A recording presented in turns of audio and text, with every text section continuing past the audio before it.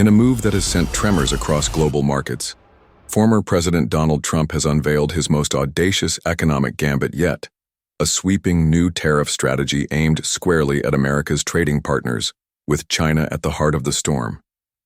Announced in April 2025, Trump's revised plan resurrects one of his hallmark policies from his first term: tariffs as an all-purpose tool for economic revival and geopolitical leverage. The blueprint? A blanket 10% tariff on all imported goods flowing into the United States, and a staggering 145% tariff levied specifically on Chinese imports, a clear escalation from the trade skirmishes of the late 2010s. To many, this feels like déjà vu. During his presidency from 2016 to 2020, Trump ignited a headline-grabbing trade war with China, imposing tariffs on over $370 billion worth of Chinese goods and reshaping the global supply chain. His pitch was simple but forceful: defend American manufacturing, correct trade imbalances, and use tariffs as a negotiating cudgel against what he labeled unfair foreign competition. But the 2025 version of this strategy isn't only trained on Beijing. The new tariff map is a global web. Mexico and Canada now face 25% tariffs on all imports crossing U.S. borders, including a specific 10% surcharge on Canadian oil and energy exports. India has been tagged with a 26% rate, while Japan faces 24% and the European Union 20%, all under the banner of reciprocity and domestic revival.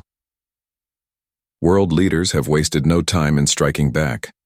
Beijing swiftly retaliated, slapping a 125% tariff on American exports, a move that puts U.S. agriculture and tech at direct risk. Germany's chancellor has criticized the U.S. plan as reckless protectionism disguised as patriotism, and Mexico has begun drafting a wave of counter-tariffs aimed at U.S. pork, auto parts, and machinery.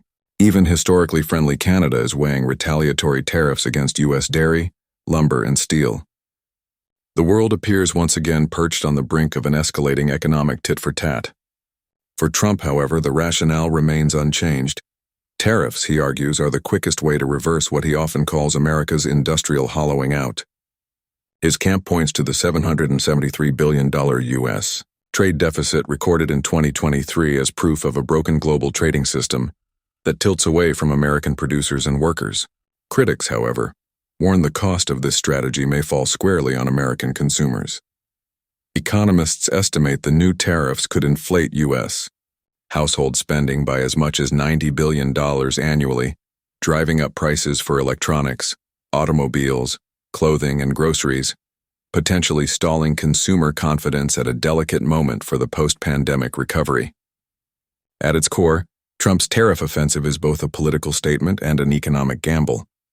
It promises self-reliance, industrial revival, and muscular negotiating power, but at the risk of straining international alliances and inflaming global markets.